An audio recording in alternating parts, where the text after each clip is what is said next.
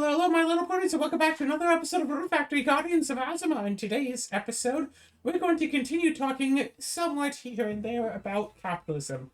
Capitalism has only been around for, relatively speaking, a short amount of human history, but since it's the most recent part, it's what people tend to know about. And what people tend to base their own fictions off of, because of that old adage of, write what you know. People know of capitalism, so they write about capitalism. And it's like, basically every fictional thing, unless it specifically makes a point to not be capitalism, like every fictional thing defaults to capitalism.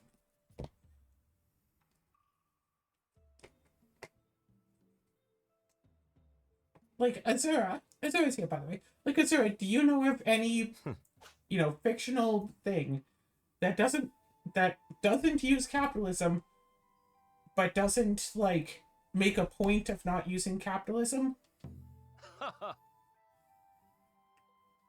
And you can't say my books, because I make a point to not use capitalism. What is it? That's it. I'll have to think. I'm sure there's something, but I can't specifically think of it right now. Good day. And it even uses capitalism to its own detriment. There are so many RPGs where it's like, oh, you are the savior, you are going to save us. Oh my gosh, adventurer, hero, you should level up and get the powerful goods so you can save us. We can't do it ourselves. By the way, that'll be 1,600 gold for a sword. No, you have to pay me money. I already have the sword and you're going to use it to save my life. But I need to be paid. It doesn't matter if you save my life. I need the money first. And if that means you have to fight the evil without the sword, fine.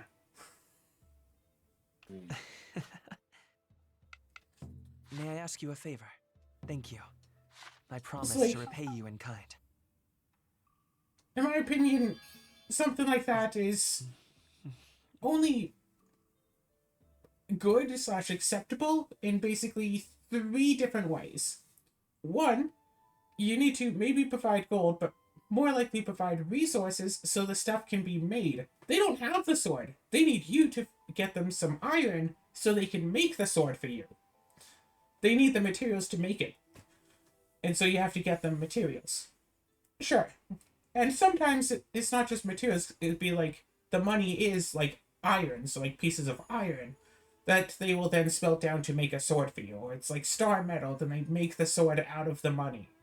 And it's like, okay, sure, fine. You need the money in order to actually physically make the thing. Fine. 2, there isn't some big threat threatening to, ruin the world, at least as far as they know. They're thinking, yeah, this is just a business, whatever. There's nothing trying to kill us. This is no big deal. So yeah, pay for the sword. You want it, you have to pay for it. I don't know that the world is going to end. And the third is, when the shopkeep just hates the hero, it's like, oh, you think you're going to save the world? No, I'm going to give this to an actual hero. But, if you give me so much money, then I can just move out of here and not be, in this place that's going to be destroyed. So either I'm going to give this to a real hero, or you're going to pay me so I can just leave and then you can have the sword, I guess. The last one is the funniest.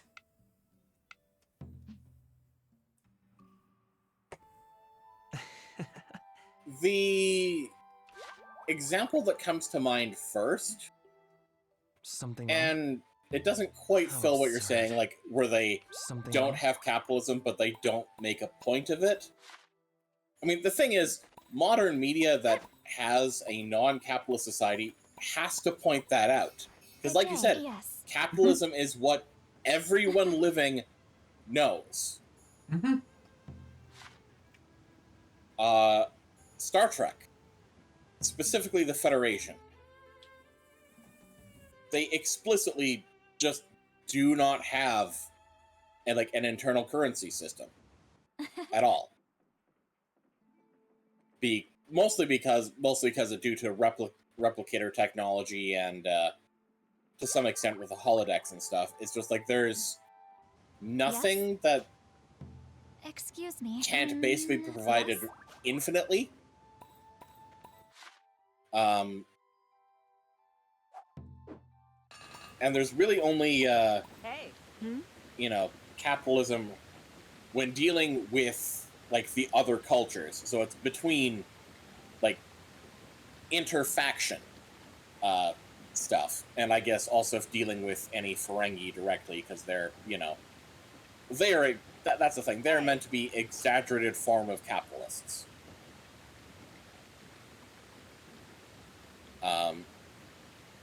I mean, and that's the thing. Ultimately, to truly be able to be, you know, for a society to be post-capitalism, because that is what it is in Star Trek. I mean, the thing is, it's the result of two major things. One, a major war that kind of devastated, like, the entire species.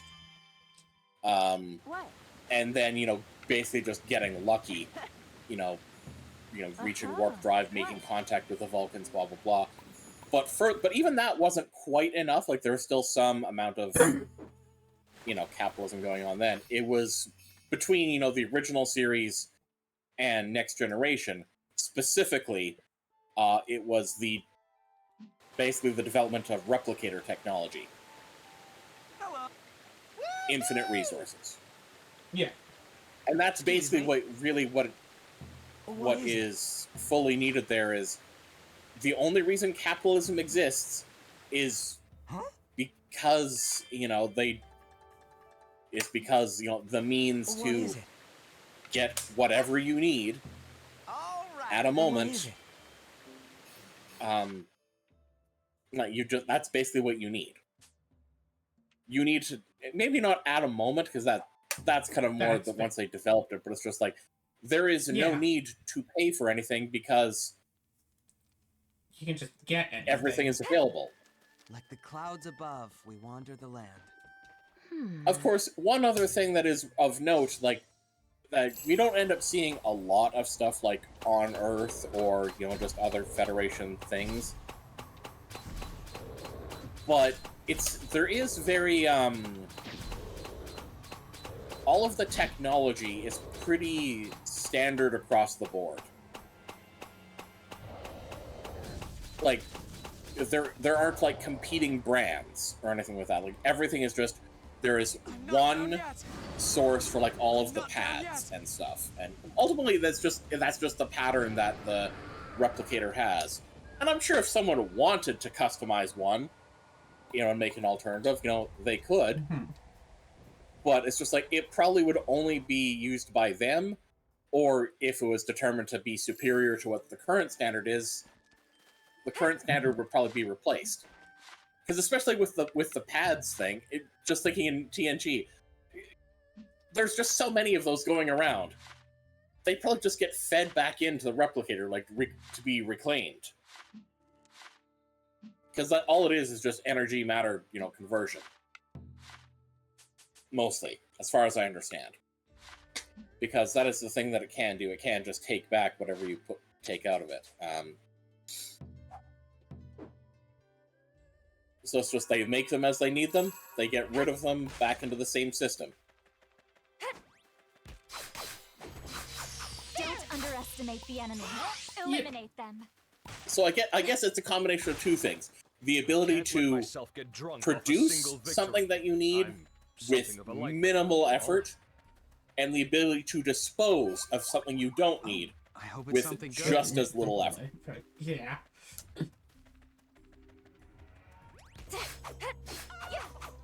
Now, granted, that is specifically how they have it there. And they are, again, kind of more just the result of, like I said, it is a post-capitalist society. Most of them have not really experienced, you know, just a lifestyle of capitalism, unlike the Ferengi. But they at least, you know, have the history and, of course, you know about the Ferengi, so they kind of have to be still somewhat familiar with it, but they, Just leave them to me! Yeah. I haven't seen much Star Trek. I do sometimes hear things about it, whatnot. It's like, like, was it Spock quoting Sherlock and Sherlock quoting Spock? yes. What was that line? Once you've eliminated the impossible, whatever remains, however improbable, must be the truth. Yeah, I believe something along that line, yes. Which I believe was originally posted in a Sherlock novel. And then... Yeah, one of the Sherlock Holmes, yeah. Yeah. And then in Star Trek, Spock says, oh, my ancestor once said, once you've eliminated the impossible, whatever remains, however improbable, must be the truth. But then Sherlock got a TV show, and then Sherlock says it, and then someone said... to Spock. No, I thought that someone said something to the tune of like, okay, calm down, Spock. You seem stronger than ever now. I don't remember. It has been years since I watched that show. So it's like... well, the implication... It's hard to... I'm pretty sure the implication is not that, that, you know, Spock is, you know, related to Sherlock Holmes. No, that is the implication. No, the implication is that he is a descendant of Sir Arthur Conan Doyle, the author of Sherlock Holmes. Not from what I had read, but again, I don't really watch the show. I mean, especially since in Star Trek TNG, there's specifically reference like the Sherlock Holmes like novels, because Data and Geordi, you know, go through them like in like the holodeck. A fine display. And I could learn a Data thing or is two from specifically you. familiar with all the books. Do they say that it's books, or do they just say, like, the stories? Pretty sure it's books, but I'll have to look it up to get precise. All right, let's. Because if it's like, oh, the stories of Sherlock Holmes, could mean that he's still, like, a real person in the canon. But could also mean, the stories of Sherlock Holmes could also mean that he's fictional. So, who's to say, really, right?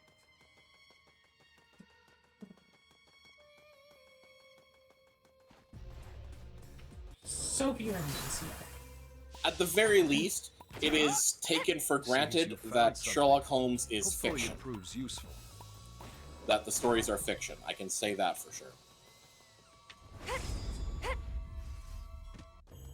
Oh, what, did Sherlock Holmes write the, Sir Arthur Doyle novels instead? What? This ends here. Did Sherlock Holmes write a series of novels about Sir Arthur Doyle, the, detective? No. As in, they know that the Sherlock Holmes stories are fiction. I know what you're saying. Don't underestimate the enemy. Eliminate them.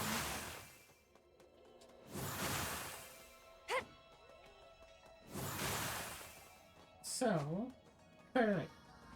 So anyway, Okay, yep, they do apparently specifically ask the computer to give them a Sherlock Holmes type problem, but not one specifically written by Sir Arthur Conan Doyle. Well, that seems like that would settle it.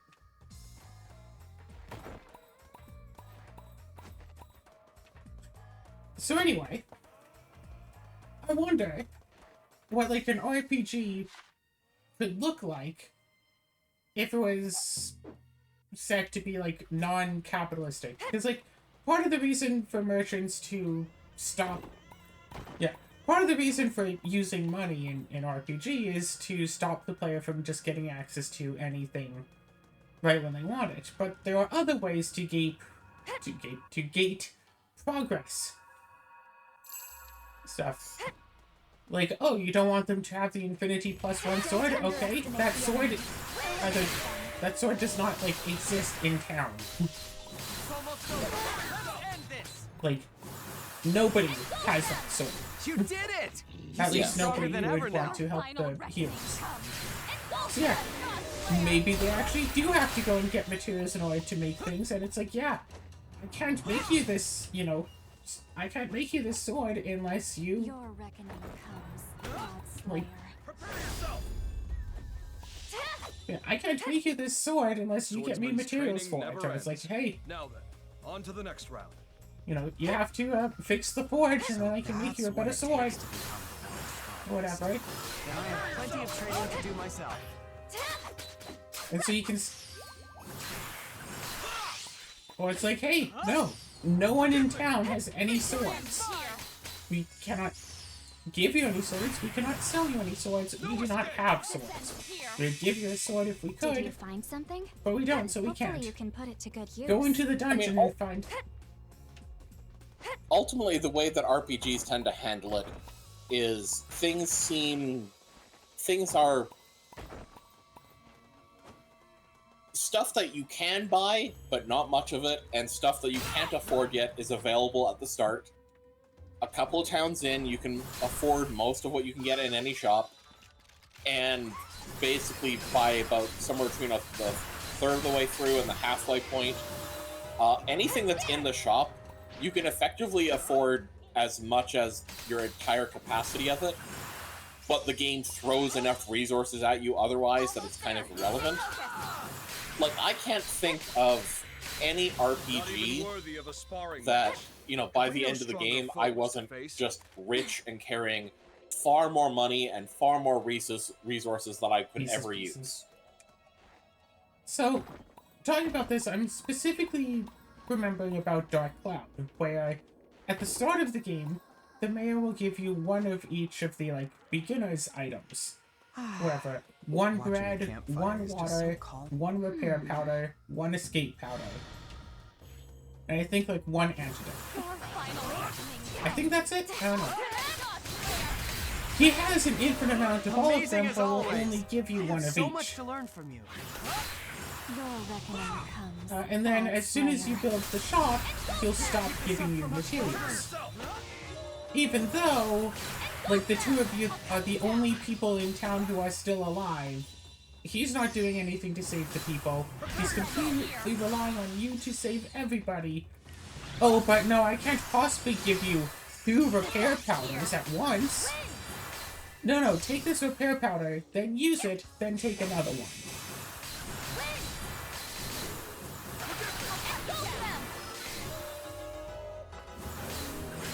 And it's like, I don't know, do you want me to save everything or not?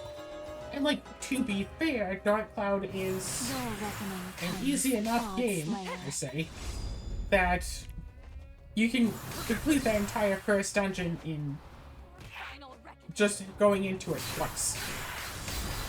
Although I did have to reset the first time a few times due to bad luck, but still. Like, it's not necessarily super difficult, but the fact remains, he relies on you to save his people, but won't splurge for just like a second repair powder.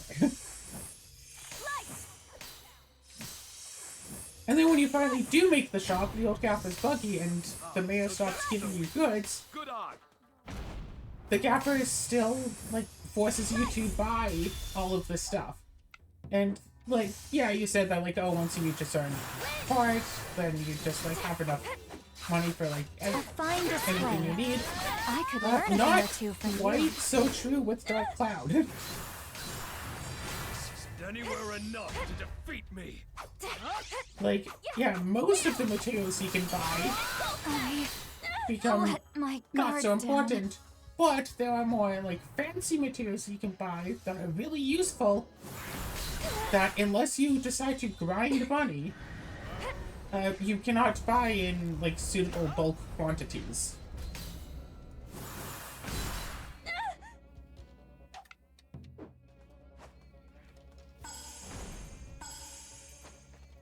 I owe you one. But also, Dark Cloud 2 has a very, very interesting case of this. In one specific side mission, you get crunchy bread. You get, like, a full supply. Was it 10? 20? whatever. You get some amount of crunchy bread that you carry for an event, then the event ends, and you get to just keep that amount. You cannot get crunchy bread anywhere else in the entire game. Normal bread heals like, what is it, 30 or 40 health points? Crunchy bread heals you up to full. It remains to be, you know, tied with the best healing items in the entire game for the entire game. And you should save it until, like, the final dungeon. So you have more healing items. Since you can only have a certain amount of any given item, you should save those crunchy breads for the end of the game. But Polly could just bake you more. She should be able to bake more if you ask. She just won't. She'll bake you normal bread. You cannot ask her for crunchy bread. You cannot buy crunchy bread from her. But you should be able to get more crunchy bread from her. She baked the original. You should be able to get more. And if it was so valuable of a resource that that's all that could possibly exist in the universe, then why did she give you that batch for free?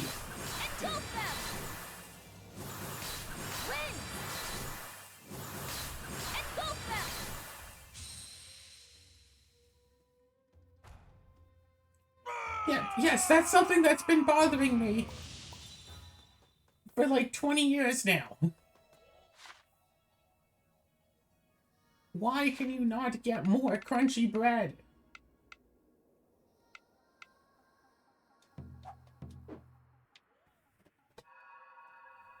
I mean, it's meant to be a special resource. It's meant to kind of, you know, instill in you the sense of, okay, don't just use up, you know, everything you get right away, although that might not be, considering so many people have learned that lesson and, you know, end up just not having, not using their resources when they actually need it. Or ever, yeah. Can't let myself Yeah, get drunk like off a we've all single heard this story. victory. We're fighting the final Something of a boss. lightweight, Use a after all. damn ether. No, I might need it. What if there's a Just like- post-game boss? And the thing is, in today's, you know, level of, you know, knowledge, aside from the people who are playing it blind, like the people who are getting it on release, and people No who, choice but to fight. you know, and So when there be it. aren't like strategy guides and stuff like that. But the ability to find out if there's anything after is very available. Yeah. So even if someone has the knowledge of that, they'll generally still not actually use their resources. Like, Yeah.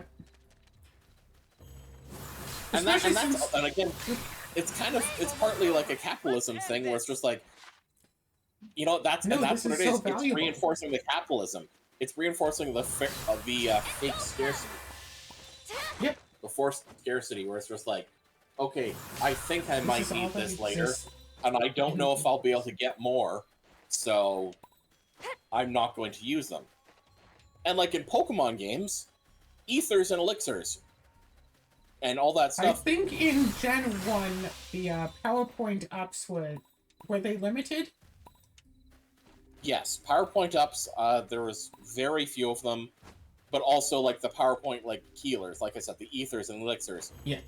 they could not be bought. So there's an exact number of those. And same with rare candies, but those are less of an issue, quite frankly, Only light because Because you can We can just always easily find keep Pokemon. Basically. yeah. Always. So it's like, So without using the missing no glitch, it's like, oh, do I really want to use this ether now, or do I want to save it for, like, the Elite Four and the Champion Battle, when I have 5 fights that are supposed to be really difficult in a row? and that's the thing. It's just like, it's the whole forced fake scarcity, where it's just like, yeah, you don't know this is what worth is a going to be the lot. last. Did you find something? But and it's also the Hopefully fact you that can put it to good use. that kind of hurts that as well, is the fact that in ones where you have like a limited number of them you can carry, which is basically most RPGs, if you find another one in a chest, it's just gone forever. Yeah, it just disappears. It's not like, oh, hey, we'll leave this in the chest for when I can have it. It's like, no, this is dead now. I took it and I dumped it over the ground. So this doesn't exist anymore. I often camped out on my way to Azuma. But like, even if it was like, oh, we'll keep this in the chest for, you know, oh, we're full on this, we'll keep it in the chest. You'd be like, oh yes, well, I have to keep that one safely in reserve as well. What if there's a post-game battle, I use them all, but then there's another battle, I need the last one. This ends here. Because, like, the devs, if they make, you know, such a limited resource, you know, they cannot then have a fight that forces the player to use it. Because what if they've used it all up before they get to, like, you know, the final fight? You can't make it so the final fight forces them to use that item, because then it could just be impossible. You can't just have some person arbitrarily going, yes, could you give me an elixir? If you do, I'll let you fight the Elite Four. Because, like, what if they used up all of that exists in the game? Yeah.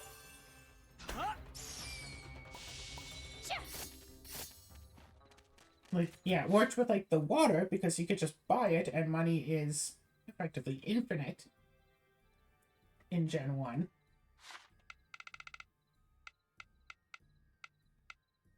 Which is something that apparently a lot of people don't actually know.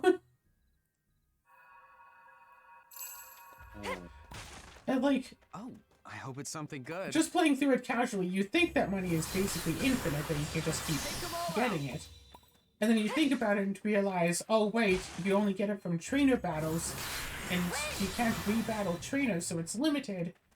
And then you realize, like, well, you could just keep battling the Elite Four. You could just keep, like, fighting Meowths that use Payday. Or even catch a Meowth and keep using Payday. Or you could go to the casino and gamble with your, like, coins, use those to buy the TMs, and sell those for money. We can easily keep going.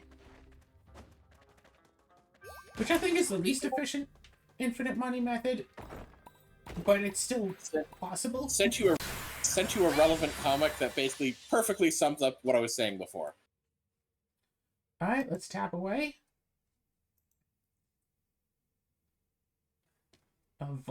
Vulnerary.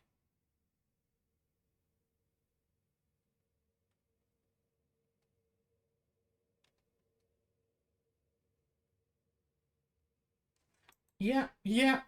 We should just throw it away. Almost there. Stay focused. Yeah, it's just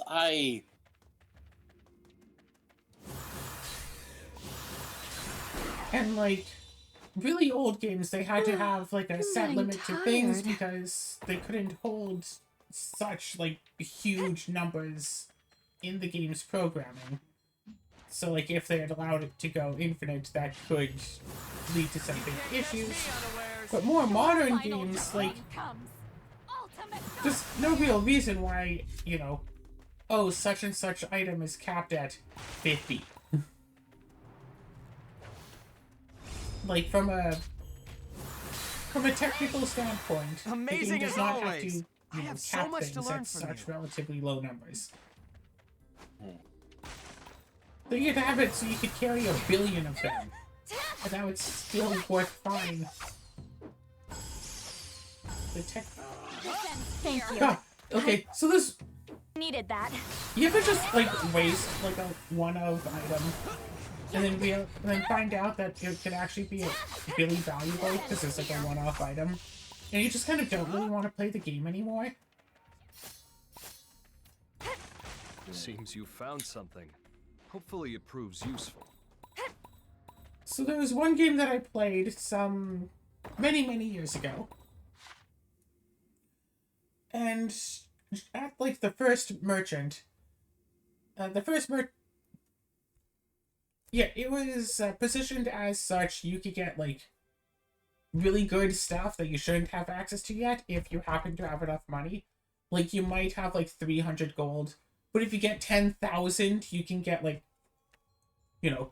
10,000 costing weapons and such. Just to show it's like, hey, look at the stuff you'll be able to get one day. And I noticed that I could sell, like, my starting sword for enough money to buy a better sword. So me thinking at the time was like, well, yeah, I'll sell my starting sword and buy a better sword. Like, why would I not do this? This seems so obvious. No, turns out that you have to keep your starting sword throughout basically the entire game to eventually make the best sword in the game. And once you sell it, you can never get it back again. Ever, ever, ever. The game doesn't tell you this, of course. No, of course not.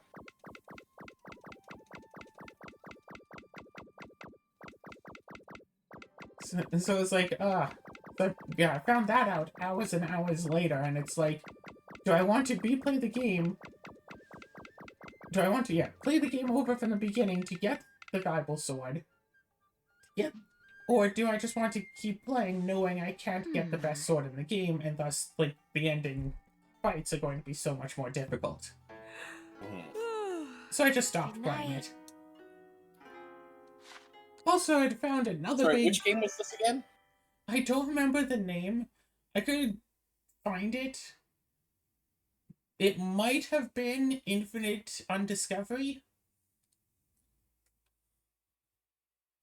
Might have been.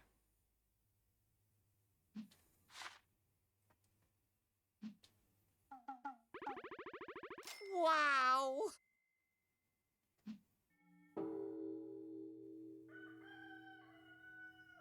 Morning. Sleep well? Wow! Up and at 'em, partner! Oh shoot, what is Mara like?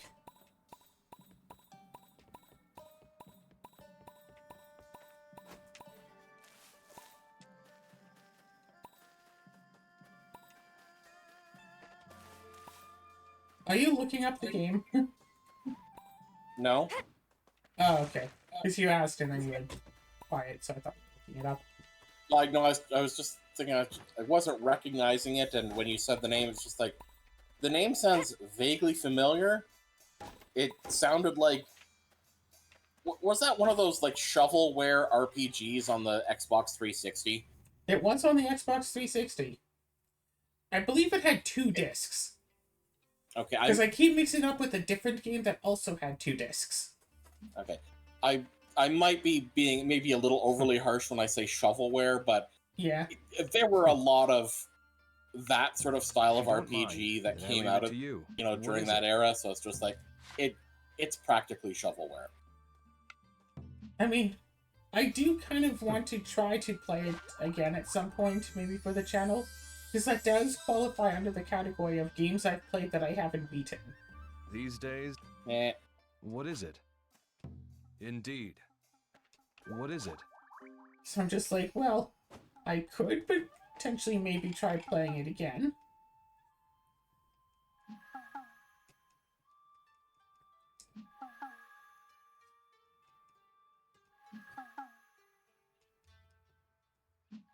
In which case I probably... Sorry, never mind, go on. In which case I probably shouldn't say that big spoiler that I had found about it. Alright, request accepted. I don't know, do you think the same people who are watching this video are going to be the ones who watch you play that one? All 0 of them? Yeah. I keep saying nobody watches this. That's actually not true, because I do get viewers. Yeah, do you think that one person who comments will watch your, watch that video? Jane, comment down below if you want to watch me play Infinite Undiscovery. Okay, let's do this. Alright, request accepted. Yeah, Chandra, make sure to comment down below. Can I ask a favor? Thanks. What is it? I still think like the most memorable comment I ever got on a YouTube video, and like it wasn't like that the comment itself was good, because it was like who made the comment.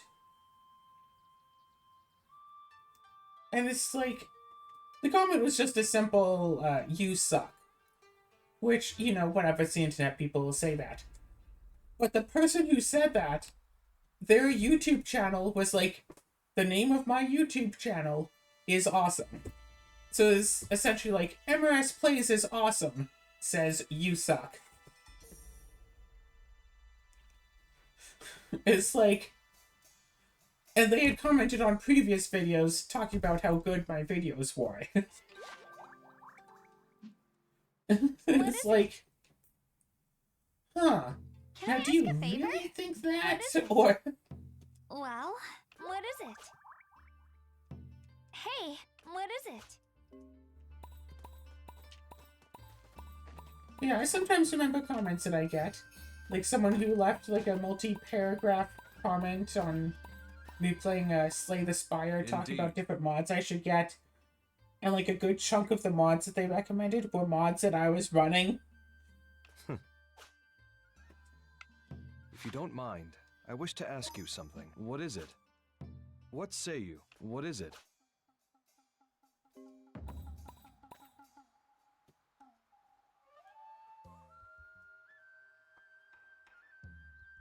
You finished your dongo? Sure did. Before we serve. Oh my!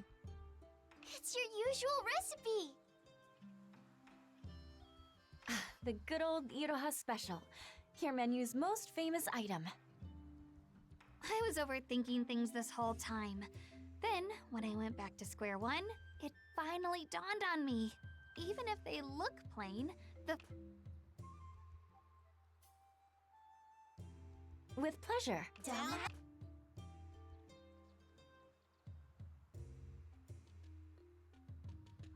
This is incredible. Indeed. Such a familiar, comforting flavor.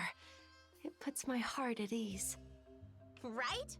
Call it a cliche, but it really tastes like what... It's definitely good. I asked myself the same question. And while I'd love his approval, I want people to love our village for what it is. So, I've decided... In that case, I will be delighted to sample it myself. Okay, this guy totally has Roman Torchwick vibes, doesn't he? Okay, I guess it's mostly just like his voice. Is it the same voice actor? I doubt it. Sir? Alright, let me When look. did you get Google it here.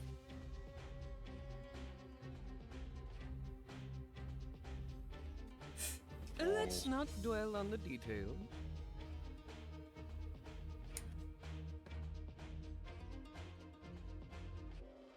We've no time to waste. I believe you have a dish for me.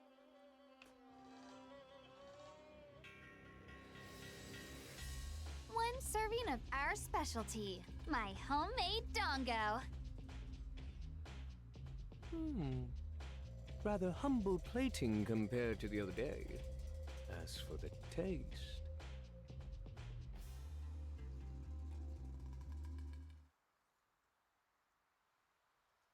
A firm texture with a hint of salt. Sweet red bean paste, enfolded in yielding dough, glides across the top. Woven together, they form a joyous harmony of flavors. Simple, unpretentious, delicious. The very definition of a dongo. In your dish, I can taste the love you feel for your home and all who dwell in it. A truly satisfying meal. You're too kind, sir. Yeah, you did it! I'm so happy for you.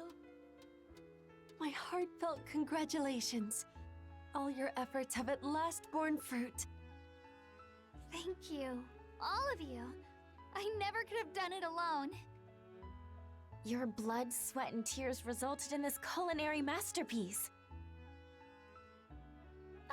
I think I'll leave that. Seriously, though. Thanks for pushing me across. And that's not all. Thank you for being my biggest Oh, fan, okay. Suzu. You were the greatest help of all.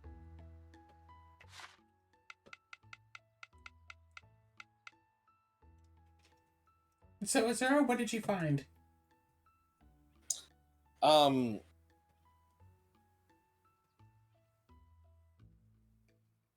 Apparently there seems to be no record of the fact that the Gourmand exists unless they have an actual character name. There doesn't seem to be any information about them on the internet. They don't exist. Perfect. Huh. I don't know how I helped, but if you're happy, then I'm happy. Yeah.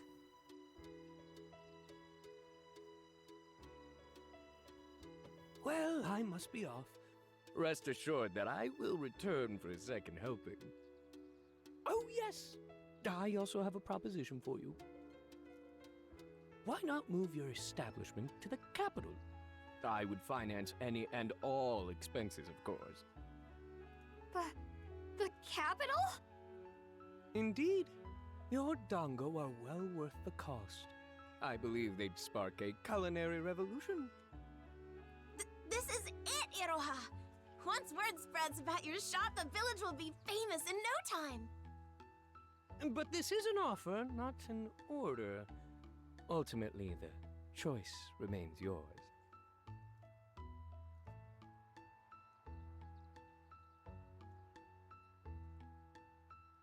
I'll pass. What? Oh my. Are you certain? Yes, I'm honored, but I'm not quite ready to spread my wings. I want to feel a little more confident in myself and discover what I truly want to do. Until then, I'll stay here. Is that so? Then I need not have interfered. Until we meet again. Are you really okay with this? No! Are you kidding? I want to go so bad! Huh? Come on, of course I want to. But that can all wait. If that's what you... And you can count on me to advertise. I will also be happy to... And And I'll help. Will you keep your big sister on the right track? Uh-huh! Alrighty. Time to prepare the shop for its grand reopening tomorrow. Yeah!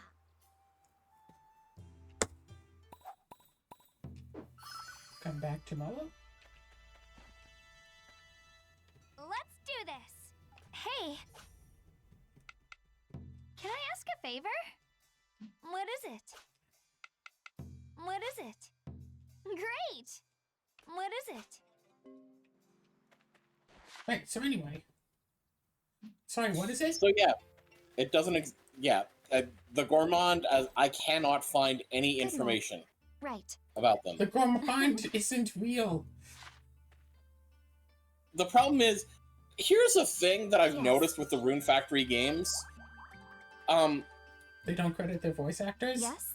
Well, no, they You do, said like, for the yes? major characters, but it's like, or at least that can be found for the English voices. But, despite the fact that, the wikis, all look, kind of, like, nifty made and all that, they're not actually very well organized or maintained, and don't actually have anything other than, like, bare minimum info. And even then, it can be a bit off and unreliable. Can I ask a favor? Yeah?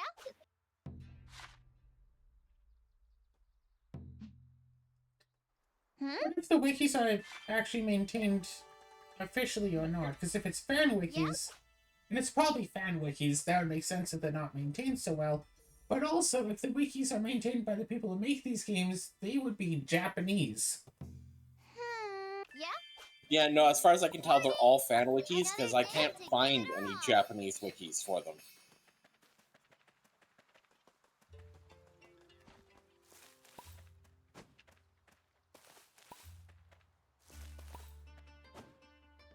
Good morning.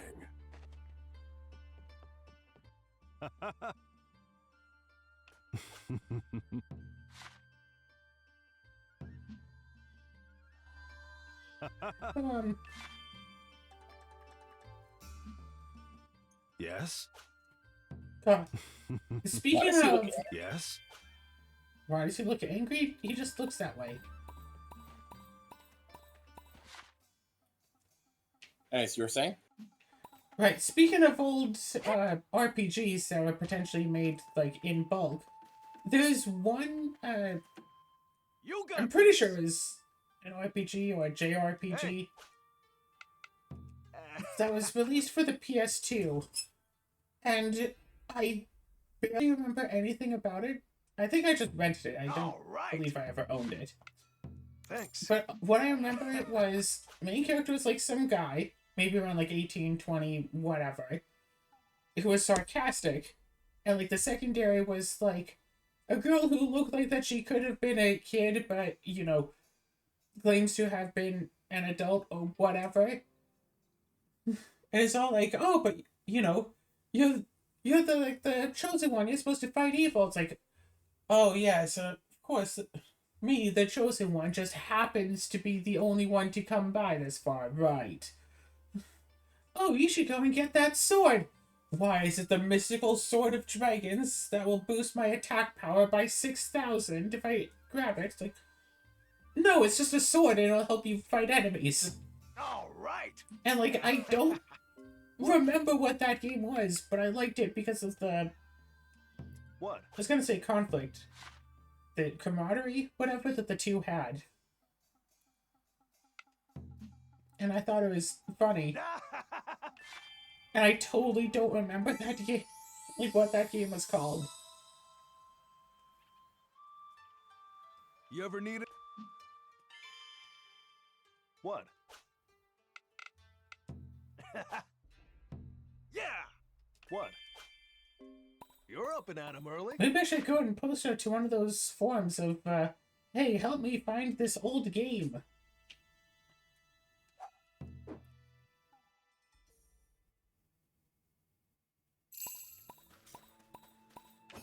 I mean, heck, they're two of four. Yeah, Good 2 out of morning. 4 and helping me find old games that I had played at some point.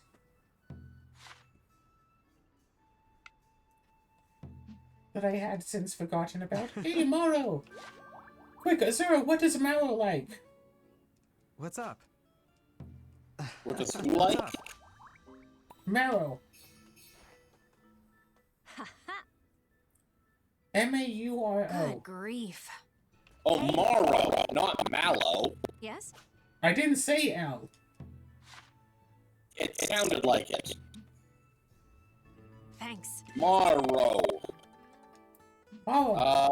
Yes? Amber, Aquamarine, Ruby, Emerald, Diamond, Amethyst, Sapphire. Yes? Okay, I know I have at least one of those. Morrow! Here, I have an emerald that you can eat. Let's hang out. Let's celebrate your birthday. Oh, he likes cherry blossoms. That's neat. Yeah, but he loves gems. Emerald, right? That is one of them, yes. Here is an emerald.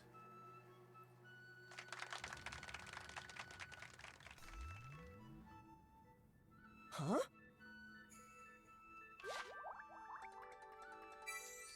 Hey Claire, he's like Fuki. He likes sparklies. Yep. Well, actually, the thing with Fuka is adventures await us. Emerald is the only sparkly she loves. Like, I could be mistaken of this, but I don't think she loves any of the other gemstones. She likes them, but I don't think she loves any of them. Joe, Just good to see you. Heavens above. You're right. She loves emerald, marlin, golden octopus, and golden salmon. She likes amethyst, aquamarine, diamond, ruby, love crystal, crystal skull, gold, silver, platinum, crystal flowers, and fish. What is it? What is it? Hello. Hello. Heading Yeah, out it's somewhere? interesting when a character has like so many loved things that are like so hard to get, and then one that's relatively easy. Hi there. Because then the player just What do you keeps say? getting them that one easy to get thing over and over again. Welcome to And like, if they were a real person, they might get sick of getting the same thing every day. It's like, yeah, thanks for the 70th emerald in a row. I don't know. Maybe you could get me some fish or something instead. I don't want to seem ungrateful. But it's been a lot of emeralds. What's up?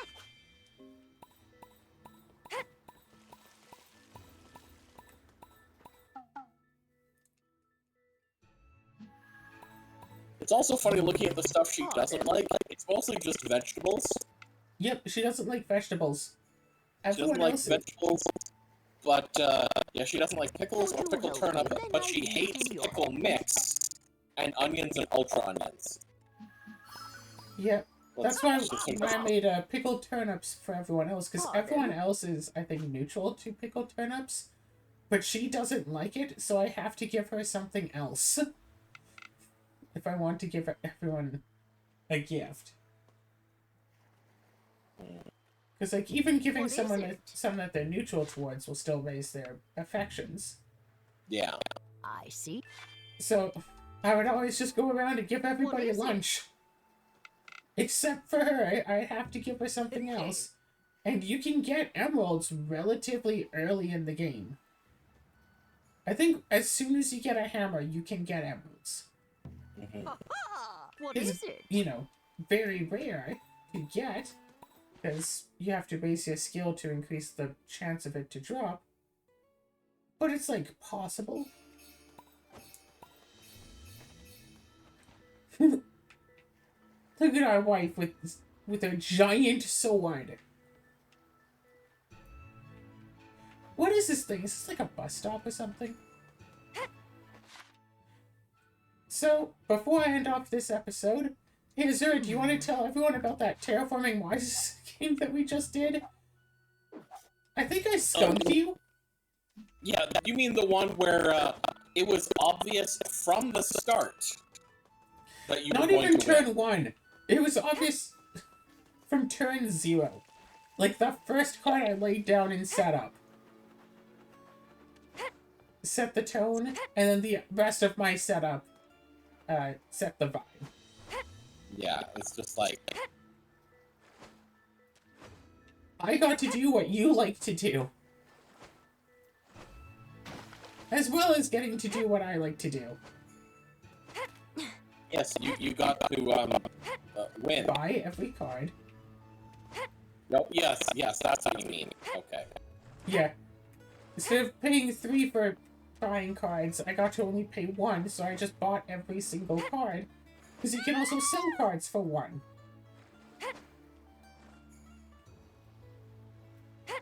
I like being in the water. I would just love to go to like a proper like sandy beach sometime again. I have had some great memories of just like playing in the sand at the beach. I would always like dig a little hole in the sand, use a bucket to like bring the water into that hole, and I would make like paths, like trough, whatever, paths for like the water to get back to the ocean and stuff. And then just, you know, bucket up some water, put it into the giant hole, fill that up, and then just, like, watch it just, like, flow back down to the ocean.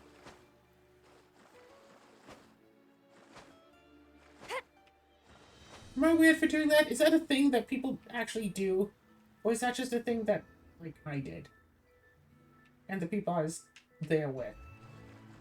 What was the thing that you did? What?